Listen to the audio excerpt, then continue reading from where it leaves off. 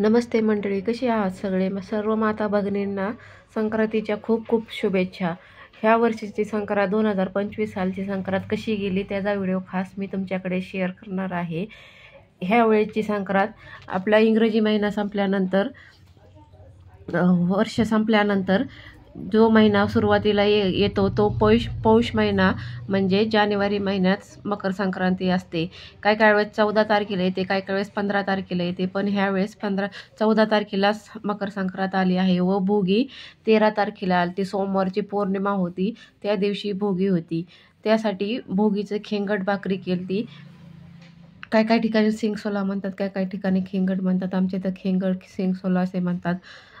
बाजरीची तीळ लावून भाकरी करावी लागते, खेंगट करावं लागते, सर्व मिक्स भाज्यांची खेंगट करावी लागते. तर जाणून घेऊया मकर संक्रांतीविषयी सर्व माहिती. तर मकर संक्रांत 14 जानेवारी 2025 या रोजी आली आहे. तर तिचा शुभ मुहूर्त आहे 8:54 ते संध्याकाळी 4:55 मकर संक्रांतीचा कालावधी आहे. ती वाघावरती स्वार असून तिचे उपवाहन घोडा आहे व तिने पिवळे वस्त्र वर घातले आहे, त्याच्यामुळे आपल्याला पिवळे वस्त्र घालायचे नाही. तिच्या हाती गदा आहे. अशा प्रकारे जातीने ती सर्प आहे. तिने केशराचा टिळा लावला आहे. वयाने ती कुमारी आहे व वासाकरता जायचे फूल घेतले आहे. अशा प्रकारे संक्रांतीचा आपली मकर संक्रांत आहे.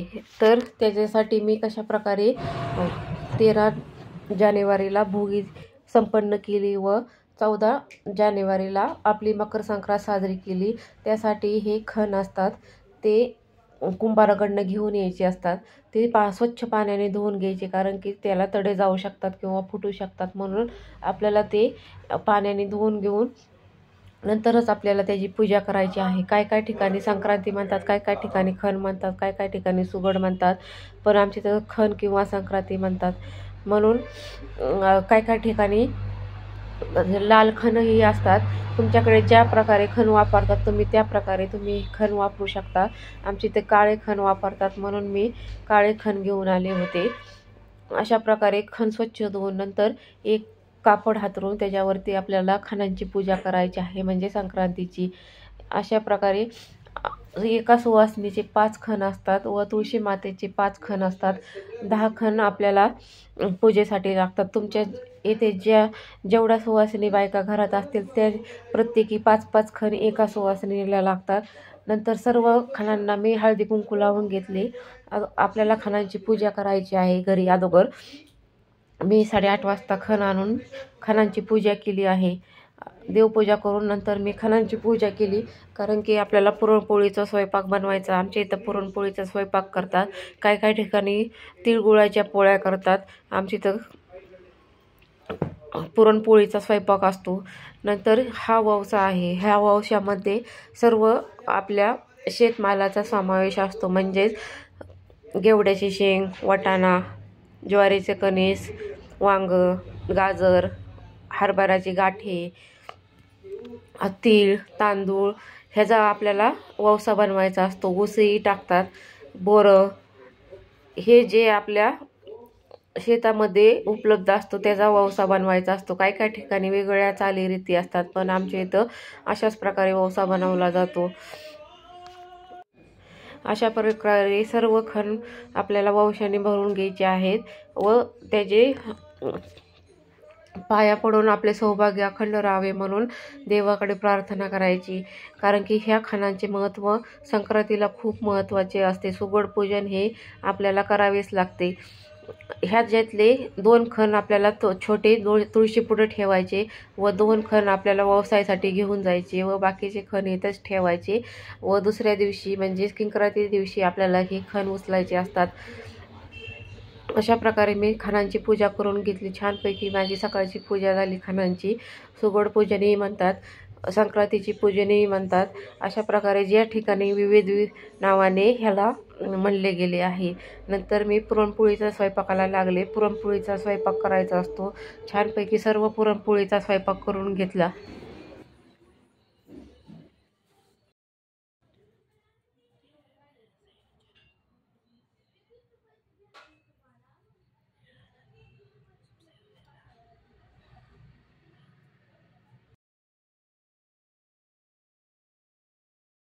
ही छानपैकी गुळाची पुरणपोळी व कटाची आमटी, भजी, कुरडई अशा प्रकारे स्वयंपाक करावा लागतो. गुळवणी तुमच्याकडे कशा प्रकारे करतात मला नक्कीच सांगा. आपल्याला सर्व देवी देवतांना नैवेद्य ठेवायचे असते व खणांना एक सेपरेट नैवेद्य ठेवायचा असतो. जसं मी व्हिडिओमध्ये दाखवलं आहे त्या प्रकारे तुम्ही खणांना नैवेद्य दाखवा. नंतर मी माझा स्वयंपाक आवरल्यानंतर आवरायला घेतले, कारण की छान नटून थटून आपल्याला ववसायला जायचे असते. हा सुवासिनींचा सण असल्यामुळे आपल्यालाही खूप छानपैकी नटून थटून नाकात घालून सर्व अलंकार परिधान करून काठपादराची साडी घालून आपल्याला ववसायला जायचे. पिवळे वस्त्र वर्ज करायचे. हळदी कुंकाचा आपण वापर करू शकतो. हळद ही चालते. पिवळे वस्त्रावरती आली आहे म्हणून पिवळे वस्त्र घालायचे नाही. अशा प्रकारे मी ववशाचे ताट तयार केले. 2 संक्रांती घेऊन ताटात थोडा सेपरेट ववसा घेऊन गेलो. अगोदर विठ्ठल रखुमाईच्या मंदिरामध्ये जाऊन विठ्ठल रखुमाईला ववसले. नंतर बाकीच्या बायकांना ववसायला सुरुवात केली. सीतेचा ववसा, रामाचा ववसा, जन्म ववसा अशा प्रकारे आपल्याला सर्वांना ववसायचे आहे. देवी देवतांनाही व बायकांनाही हेच म्हणून आपल्याला ववसायचे आहे. जे आपण ववसा घरी बनवला आहे त्या ववशाने आपल्याला ववसायचे. अगोदर हळदी कुंकू लावून घ्यायचे. नंतर ह्या ववशाने आपल्याला सीतेचा ववसा, रामाचा ववसा म्हणून ववसायचे आहे. आज माझी तब्येत ठीक नाही म्हणून थोडासा आवाजात इफेक्ट होत आहे, पण थोडेसे समजून घ्या, कारण की तब्येत ठीक नसतानाही मी व्हिडिओ बनवला. प्लीज माझ्या व्हिडिओला सपोर्ट करा. खूप मेहनतीने व्हिडिओ बनावं लागतात. सर्वच यूट्यूबरला तुम्ही सपोर्ट करा, कारण की खूप कष्ट करावे लागतात. घरातले काम करून सर्व पाहून व्हिडिओ बनवणे काही सोपी गोष्ट नाही. त्याला एडिटिंग, वॉइस टाकायचे, सर्व करावं लागते. थंबनेल, टायटल, डिस्क्रिप्शन सर्व करावं लागते. प्लीज सर्वच यूट्यूबरला तुम्ही सपोर्ट करा.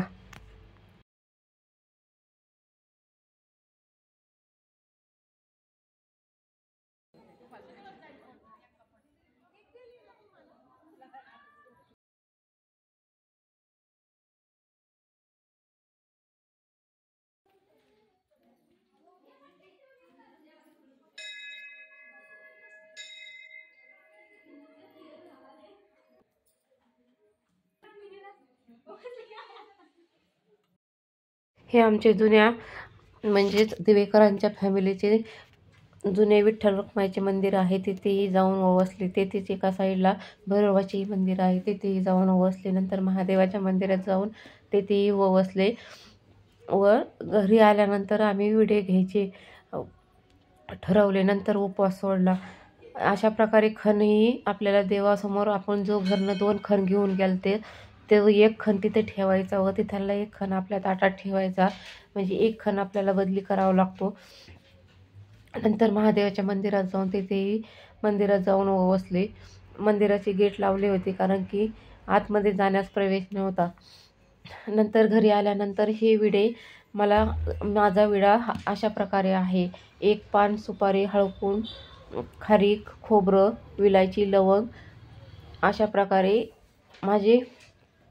मी विडा घेते. काहींचा वेगळ्या पद्धतीने विडा असतो. मी अशा प्रकारे विडा घेते. हळदी कुंकाचाही समावेश असतो. एक वस्तूचा मी विडा घेते.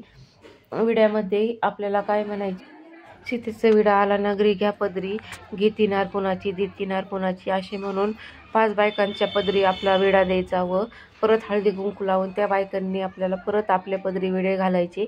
अशा प्रकारे माझी छानपैकी संक्रांत ह्या वर्षी साजरी झाली. तुमची कशी झाली मला नक्कीच कमेंट बॉक्समध्ये सांगा.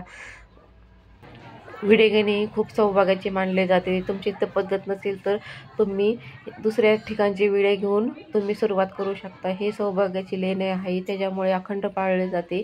आपले सौभाग्य अखंड राहावे, जन्मजन्मी हेच पती मिळावेत म्हणून आपण देवाकडे प्रार्थना करायची. व अशा प्रकारे विडे घेऊन माझी संक्रांत संपन्न झाली व नंतर घरी आल्यावर उपवास सोडला, कारण की आपल्याला ववसूस्तर व विडे घेऊस्तर काही खायचे प्यायचे नसते. म्हणून आम्ही मंदिरात जाऊनच विडे घेतले व छानपैकी माझी संक्रांत साजरी झाली. कसा वाटला व्हिडिओ मला नक्कीच सांगा.